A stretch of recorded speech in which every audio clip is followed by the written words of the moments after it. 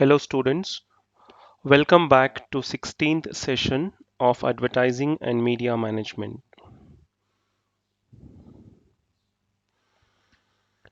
In this class, we shall discuss with another two methods which are used for analyzing the situation, that is SWOT analysis and Porter's 5 force model. In the previous class, we have learned two such models of situation analysis, that is 3C analysis, which is related with company, competitors, and the customers. We also discussed pest analysis, which encompasses on four facets: political, economic, social, and technological factors. The learning objective of this chapter is to provide an understanding of advertising strategy, situational analysis, and campaign planning. At the end of this session, the students will be able to describe situational analysis in terms of SWOT analysis and Porter's 5 force model. SWOT analysis is one of the methods of undertaking situation analysis as pointed out earlier. It is a structured planning method which a business use to evaluate its strengths, weaknesses, and opportunities and threats involved in a business. A SWOT analysis can be carried out for a particular product. It can be carried out for a given geographical place. It can be carried out for an industry or a person. The company needs to set the objectives, which should be clear. After the SWOT analysis, the decision maker should consider the feasible objective. In case if the objective is not feasible, it is better to select the alternative. What is the importance of undertaking SWOT analysis for a business? It helps in specifying the business objectives. It helps in identifying the internal as well as external factors, which helps to trace out the factors which affects the business. In particular, it helps to find out the feasible objectives from a given set of objectives. It helps in decision making, optimum utilization of the resources, and also helps in identifying the threats and opportunities. SWOT analysis basically analyzes strengths, weaknesses, opportunities, and threats for a product or a place or industry or a person. Strengths tells us what do you do well, in which area a business is doing well. Weaknesses says where do you need to improve, the areas which needs to be focused. Opportunities highlights the various areas that can be opened up. What are our goals, in which areas we have scope for entering, and the threats determine the obstacles which a business faces. Strength and weaknesses, these two are internal factors. They arises from the factors which are internal to a business, whereas opportunities and threats are the external factors, and these factors comes from outside the business. Now let's look at what strengths are. Any attribute of a business which can give an advantage to it over others is the strength of the business. The marketeers should take advantage of their strengths and try to encash those possible advantages that it has. The strengths of a business could be in terms of financial factors, could be in terms of marketing factors, could be in terms of human resource factors, or it could be even in terms of production factors. So a business needs to identify the strengths in various fields, could be financial, marketing, human resource, or when it could be in terms of production. So what could be the strengths that a business has? Could be in terms of greater cash flows, increasing sales year by year, increasing profitability year by year. Your business is very much skilled in managing its finances, has got a very good credit control system, has very good financial position, good liquidity, good profitability, and so on. It has a strong brand image, good market leadership, and it has a large and established customer base. It has a strong product range. Its sales force is very much skilled.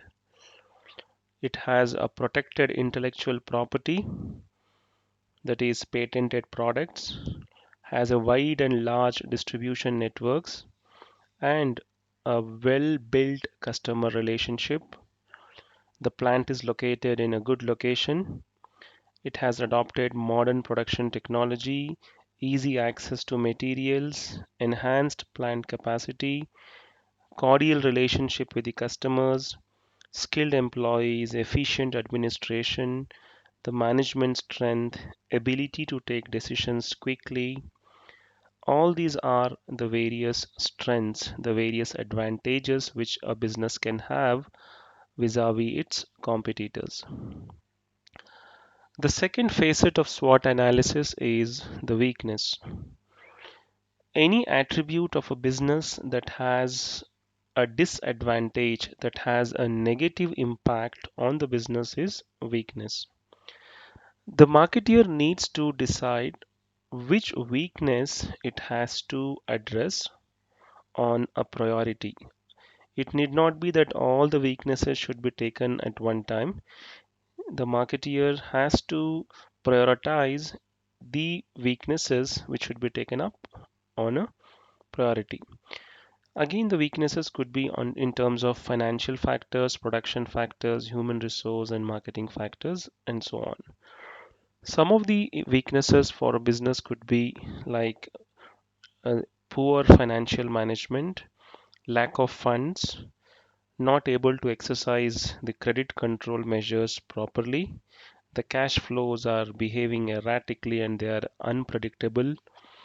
No focus on the marketing strategies, limited product range, and there are no innovations. The customer base is very little. The production facilities are very poor.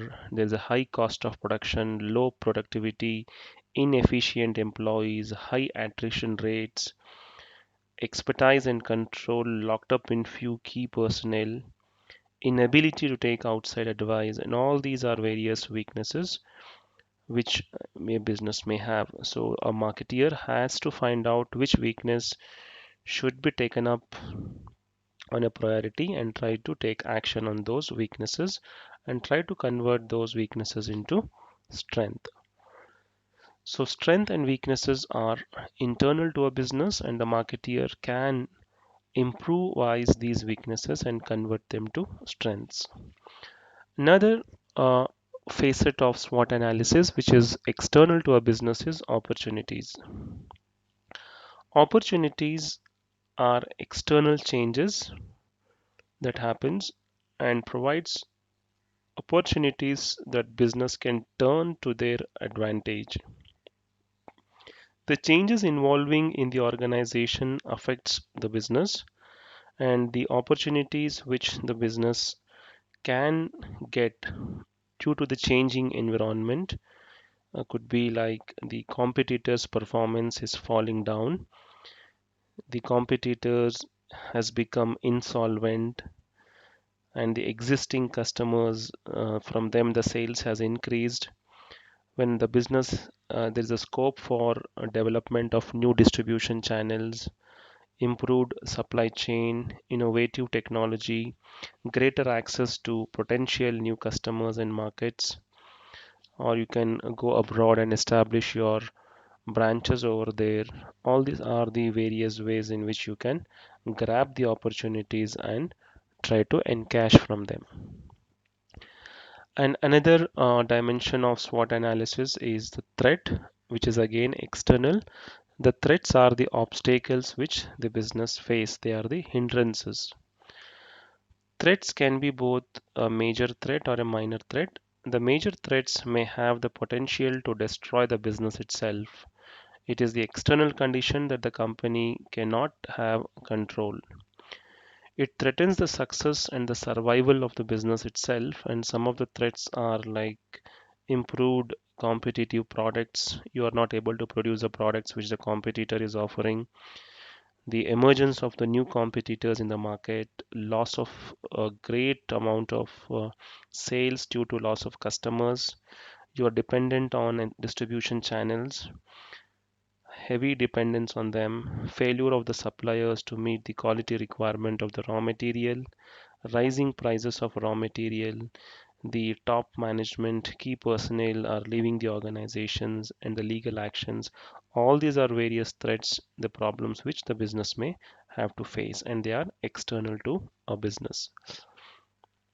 Another situation analysis model is Porter's five force model. Porter's five force model, as the name itself indicates, is developed by Michael Porter of Harvard Business School in 1979. This model basically studies the business competitiveness in terms of five key forces which determine its competitiveness.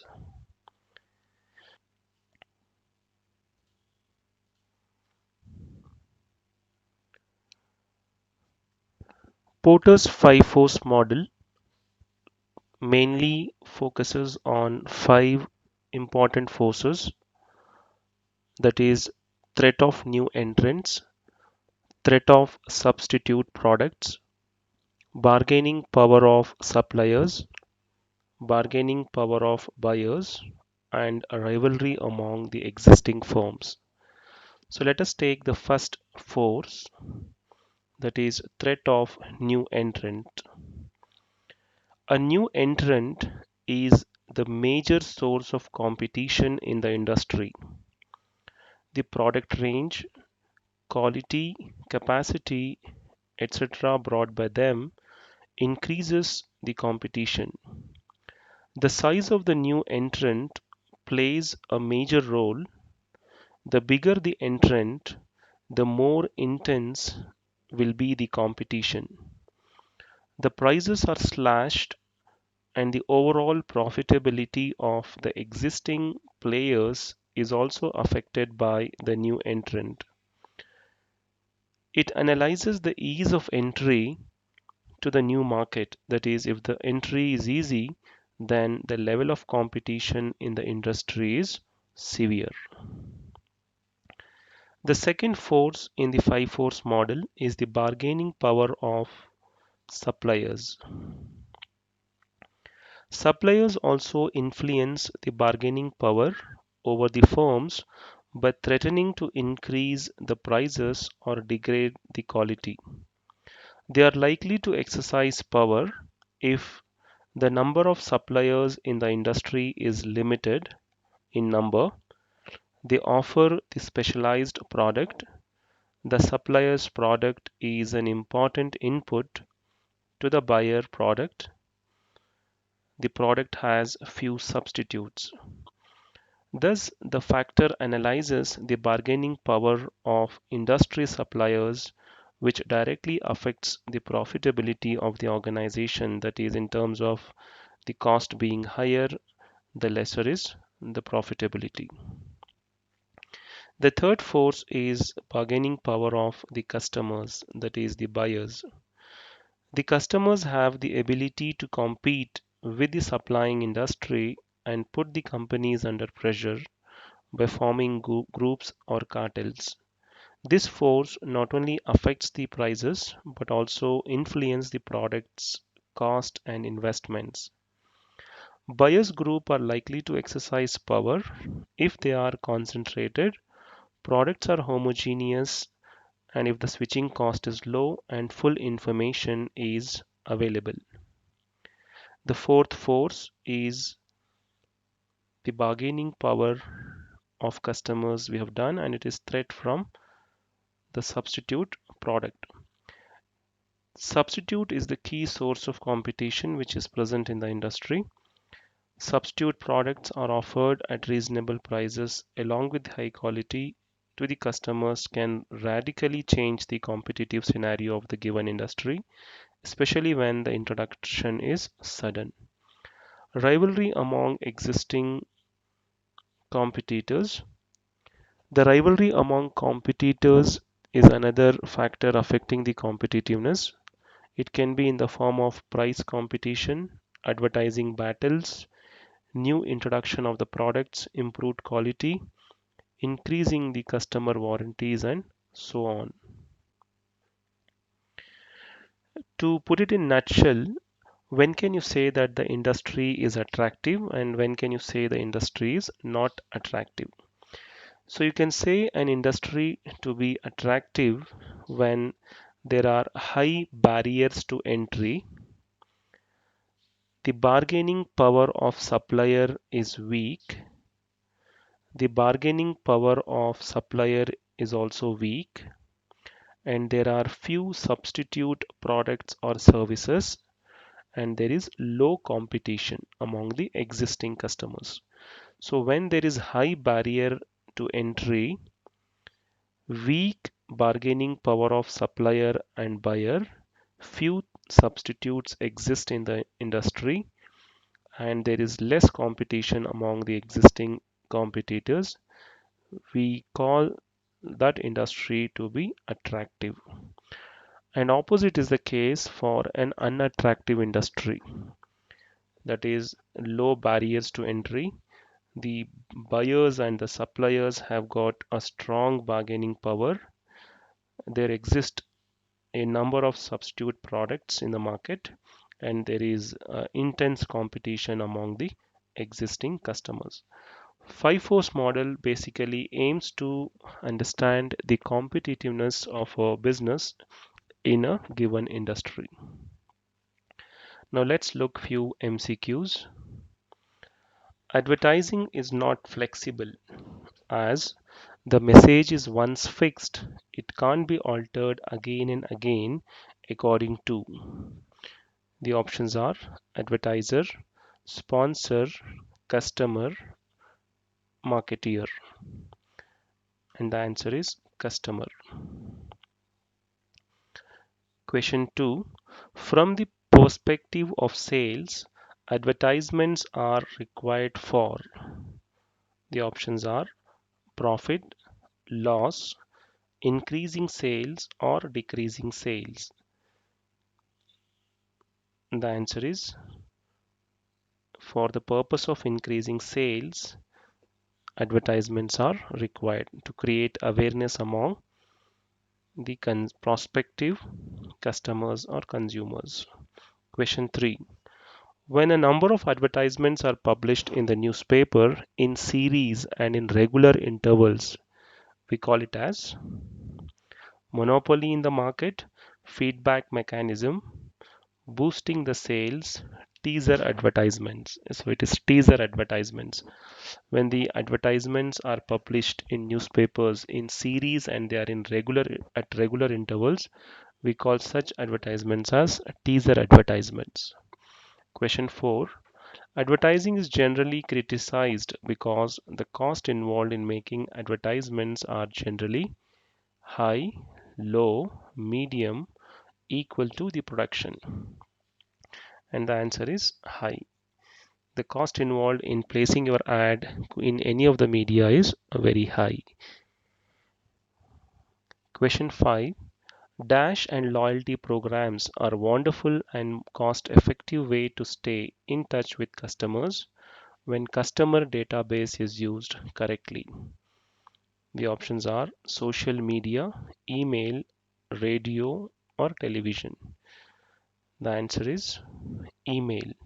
Email and loyalty programs are wonderful and more effective in terms of cost to stay in touch with customers when the customer database is used correctly.